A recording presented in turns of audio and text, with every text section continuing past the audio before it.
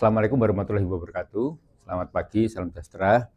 Pagi ini pada kesempatan acara ilmiah pagi saya akan menyampaikan satu materi yang sebenarnya satu rangkaian dari perkuliahan di gastrointestinal, abdomen khususnya.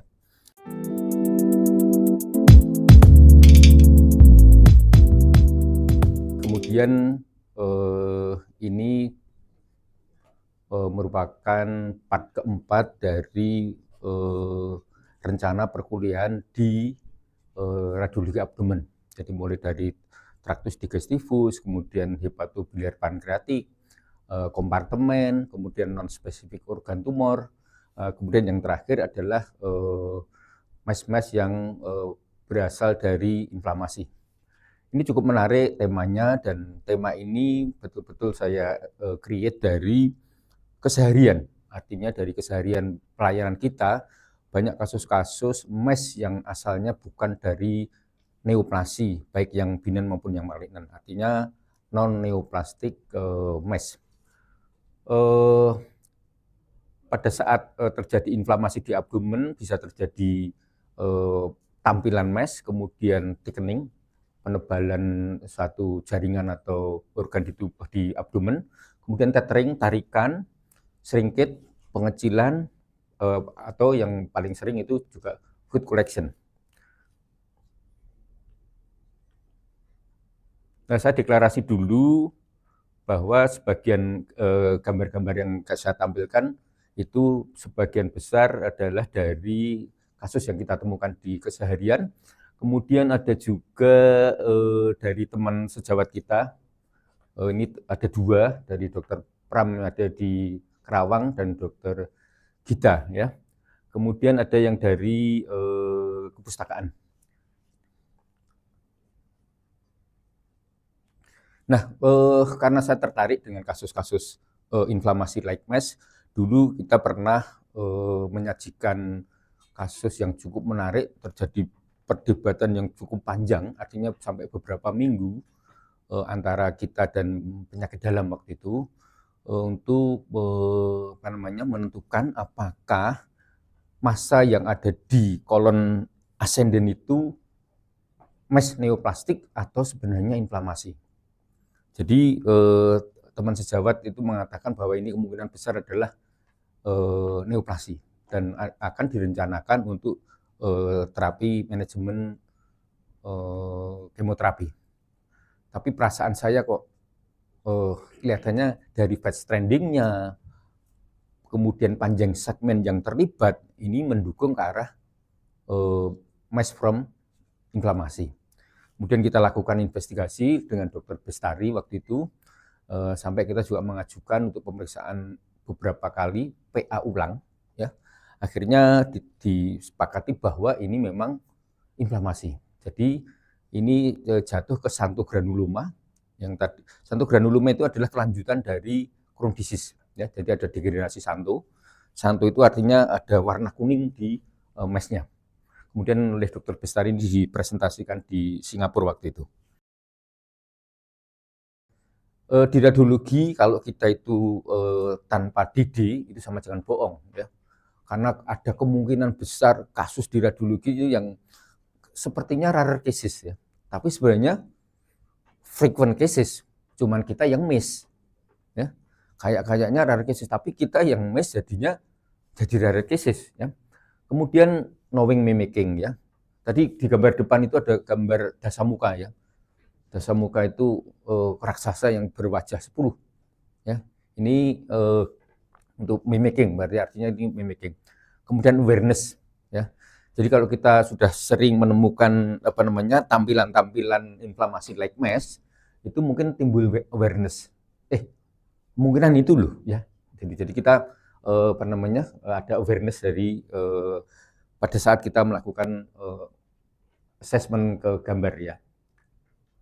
Nah, sebelum masuk ini saya ingatkan dulu bahwa tumor abdomen, ya, khususnya abdomen ini, itu kalau ada tumor itu bisa berasal dari spesifik organ. Misalkan epitelial, yaitu karsinoma, Kemudian mesensimal, itu sarkoma. Kemudian ada fibrous reticular tissue, itu yang non-spesifik. Non-spesifik dalam arti dia bukan dari spesifik, tapi dari jaringan ikat di luar. Ya, misalkan kalau yang muncul di kulit banyak itu namanya apa? Neurofibrom. Di abdomen juga ada neurofibrom. Ya, ada 24 subtipe neurofibrom itu. Kemudian ada yang non spesifik, misalkan neural, dia dari luar di abdomen ya ini ya. Kemudian limfoid, germ cell, mesodermal. Nah, ini kemudian ada yang non neoplastik, mulai dari infeksi, inflamasi, kemudian pseudokis, jadi pseudokis, kemudian di vertical, kemudian sil sendiri, urinoma, kemudian hematom, ini bisa sebesar kepala bayi. Semua nih, semua yang ada di bawah itu bisa sebesar kepala bayi, besar sekali. Artinya kemudian tampilannya mulai dari completely kistik sampai completely solid bisa saja. Ya, ada yang semi kistik, semi solid. Ada yang sebagian kistik, sebagian solid. Hampir sama dengan mass ovarium origin. Spektrumnya begitu luas, ya. Karena spektrumnya begitu luas, kita harus familiar, ya, familiar dengan tampilan-tampilan.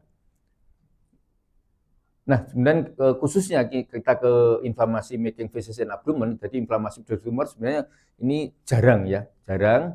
Cuman karena kita rumah sakit pendidikan utama, saya melihat sendiri, pada saat saya dapat jaga konsulen di pagi hari, yang mungkin seminggu sekali itu saya biasanya ketemu. Artinya saya membayangkan dalam 5 hari itu mestinya ada terus ini, ya. Statistik kelihatannya ada terus ya. Dia tampilannya itu kadang-kadang non spesifik. Ya, nanti kita lihat di contohnya nanti di akut pankreatitis ya. Ya. Akibat lain dari akut pankreatitis ya, pada saat terjadi akut pankreatitis itu terjadi leakage beberapa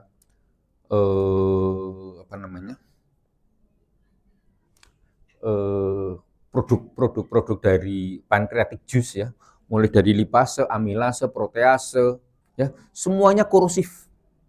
Lipase kalau ketemu lemak, lemaknya akan lisis.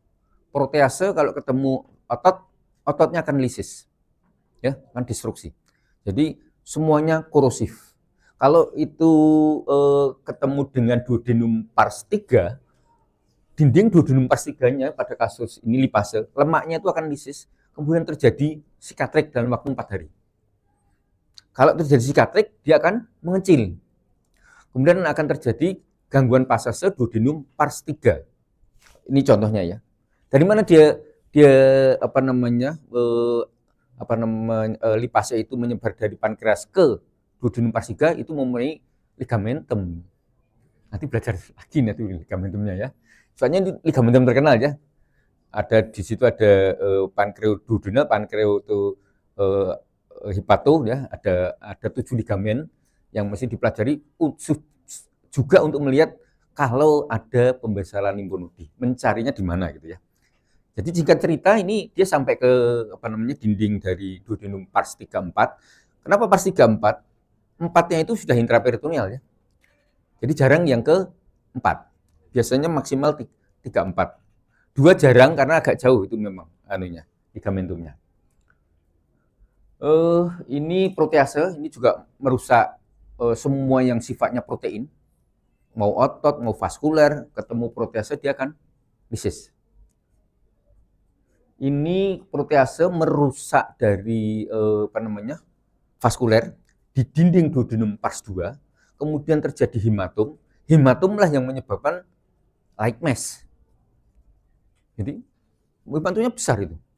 Ya, padahal itu sebenarnya hematom akibat kerusakan vaskuler di dinding duodenum pars 2 yang ini ya. Jadi like mass itu. Ini yang ke-3-4 agak ke kanan. Ini khusus namanya apa ya? Ada yang ingat terjadi gastric outlet obstruction GOO ya. Tapi lagi-lagi sindromnya namanya apa? Sindromnya apa? SMA arteria mesenterika superior syndrome ya. Jadi arteria mesenterika superior syndrome adalah terjepitnya duodenum pars 34 atau sekitar itu akibat sudut dari cabang arteria dari aorta yang tiba-tiba menyempit, baik karena adanya lipase dari akut pankreatitis atau biasanya diet ketat mendadak. Ya, diet ketat mendadak, kemudian terjadi pengurangan bantalan di sudut dari arteria mesenterika superior dan aorta, kemudian akan menjepit duodenum pars 34 sekitar itu. Ya, kemudian terjadi GO, gastric outlet obstruction. Ya, ini orang menduga juga like mass ini. Ya. Ini fluid post akut pankreatitis ini yang paling bikin gemes. Ya. Dia bisa di mana-mana ini, sampai ke kantong skrotum, cairan post akut pankreatitis. Ya. Nanti boleh dilihat di pembagian kompartemen retroperitoneal yang dari isi kawah. Dia bisa di mana-mana dan ini kita bisa melihat kalau kita pakai Balthasar score ya. Ada yang masih ingat itu Balthasar score untuk melihat dari progres dari akut pankreatitis ya. Itu dia bahkan sampai ke kantong skrotum ya pelebarannya. Ini kalau kronik pankreatitis granulomatosa biasanya sudah hafal ya, karena ditandai dengan kalsifikasi mulai dari abdomen bagian kanan, kemudian melintang midline ke kiri, ya, yang kiri lebih tinggi dari yang kanan, bercak-bercak kalsifikasinya itu kronik pankreatitis ya. Ini foto polos juga sudah hafal biasanya ya, sering ditemukan. Nah, sebenarnya kata-kata sering ditemukan itu berarti orang akut pankreatitis itu banyak yang miss itu masalahnya gitu ya, atau meninggal pun enggak tahu karena akut pankreatitis ya, karena yang sisa-sisa pun kita banyak menemukan padahal fase akutnya enggak tahu kapan ya. Oke, kemudian subakut hepatitis ini juga bisa like mass ya, tiba-tiba heparnya membesar ya. Pada kata akut itu kan terjadi inflamasi, biasanya terjadi besar ya. Lumayan kalau ini bisa lihat, cuman kalau nanti terjadi daerah-daerah yang memang terjadi pemadatan kita juga agak bingung juga ya. Jadi ini subakut hepatitis, kemudian pseudotumor ini yang sering kita temukan. Sekali lagi ini karena di Sarjito banyak kiriman, tapi sebenarnya ternyata setelah dilakukan PA memang tidak ditemukan sel-sel neoplastik ya. Tapi beberapa menyebutnya sebagai guanoneoplastic lesion. Guanoneoplastik itu separuh-separuh. Ini juga sebenarnya neoplastik ini, wong terjadi proses granulomatosa yang tidak didahului apapun. Gitu. Jadi neoplastik itu sebenarnya kalau per definisi kan adanya perubahan yang tidak terkontrol gitu kan. Jadi dia menyebut juga ya bolehlah. Ini masalah menamai ya. Semua nama yang ada di dunia ini sebenarnya buatan manusia ya. Nisbi, suatu saat bisa berubah. Ya. Inflammatory cell dan ini ya. Oke. Ini gambarannya yang pseudotumor ya. Ini sekali lagi besok-besok kalau ketemu siapa tahu ini loh ya. Tuh. Kalau yang lain kan didinya agak mudah ya, misalkan FNH dia mesti subkapsuler. Selain yang Anda hafal misalkan roda pedati dan sentral scar itu ya, tapi dia subkapsuler. Kalau ini agak bebas dan ada gambaran beberapa itu targetoid. Ya nanti ini kalau kita tidak dapat feedback dari teman sejawat di bedah digestif kita juga tidak tahu ya. Ini primary sclerosing cholangitis biasanya pada saat ada cholangio CA saja itu kita menentukan masanya di mana confluent baik CT maupun USG maupun MRI sulit semua kan? Faktanya ada kolestasis. Fakta itu.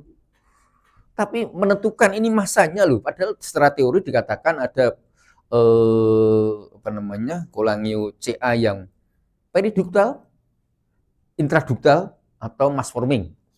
Tiga-tiganya juga sulit diidentifikasi itu.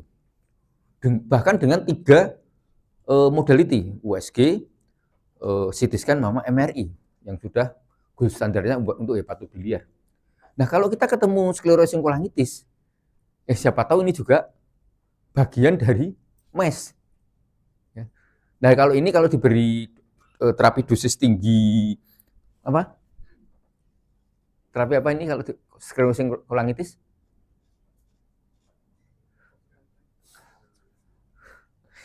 Kalau kolitis, terapinya apa? Kolitis, kalau dulu waktu kita praktek di rumah itu. Steroid dosis tinggi. Steroid dosis tinggi. Akan turun nanti itu. Kolitis juga gitu ya. Jangan dikasih metronidazol itu. Khas banget dari puskesmas nanti. Biasanya kan metronidazol main-mainnya. Padahal itu kasih steroid dosis tinggi tapering off ya. Ini sama ini. Nanti akan terjadi penurunan bilirubinnya. Ya gambarannya biasanya gitu. Kita akan diskusinya akan ada di konfluen. Nggak ketemu ya. Konfluennya nggak ketemu. Ya satu-satunya tes kortikosteroid dosis tinggi. Kalau dia turun, ya biasanya dari itu ya. Ini sama gambarnya seperti ini ya. Nanti kalau dia gambarannya itu seperti Karoli ya kita agak jelas ya. Tapi kalau nggak seperti Karoli artinya tipe 5 ya itu ya. Karoli itu tipe 5 dari Todani ya. Itu agak membingungkan ya. Nah, kemudian kita akan bicara ini juga paling sering itu ngomong tentang fat surrounding inflamasi. Jadi nama lainnya adalah fat stranding. Fat stranding itu sebenarnya tampilan dari engorgement dari sistem limfatik. Artinya sistem limfatika itu terjadi perlambatan drainase di sekitar inflamasi. Izin dokter, izin bertanya dok, kita ada beberapa kasus yang cukup membingungkan dok di stase abdomen. Ada salah satu yang menurut kami ada lesi, ini pasien di CT dok, di CT abdomen, lesi hipodens di area pankreas. Nah ini yang kita awalnya bingung, ini apakah sebuah lesi malignan, lesi kistik, pseudosis, atau sebuah inflasi dokter? Asupannya dokter. Ya dok, jadi kalau inflamasi akut pankreatitis tidak mungkin tenang dok. Tidak mungkin tenang, artinya pasti klinisnya kalau pada saat hipo dok ya. Makanya salah satu penegakan diagnosis dari akut pankreatitis itu ada 3. Satu, nyeri abdomen atas yang menjalar ke punggung, kemudian edema pankreas, kemudian pemeriksaan CT scan. Ya. Itu sampai saat ini Atlanta 2017 itu belum diganti. Kalau tidak pakai CT scan sebenarnya tidak boleh tegak karena dengan kontras ya, dengan kontras. Nanti yang normal akan enhance, yang terjadi necrotizing akan hipo. Ya, tapi ini benar. Nah, sekarang kemungkinan hipo yang lain, Dok.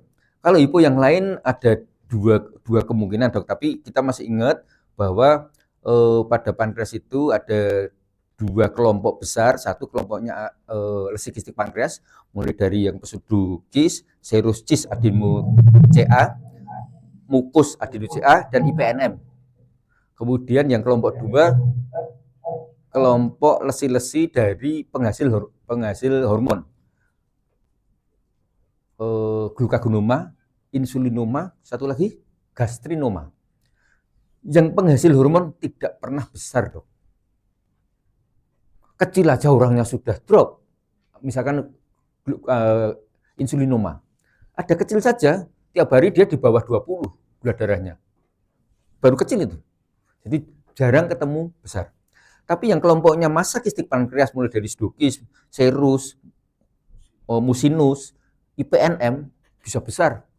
Didinya sama dengan post akut pankreatitis ini yang Nanti kalau kita diskusi itu bodinya persis itu. Ini dok. Jadi kalau dokter cuma hipo, apa juga ini cuma infak saja dok, pasca infak. Jadi, tapi kalau ini akupansi kita singkirkan dok, kita singkirkan. Kalau ini kelompoknya oma-oma, glukagonoma, insulinoma, gastrinoma, itu klinisnya biasanya kelihatan dok. Nah kita kembali ke kelompoknya masa kistik pankreas yang 4 itu. Biasanya tidak ada yang kecil dok. Jadi kan saya sudah bisa dok mengarah kemana gitu. Kalau tenang ya mungkin pasca infak aja dok. Kalau tenang gitu ya.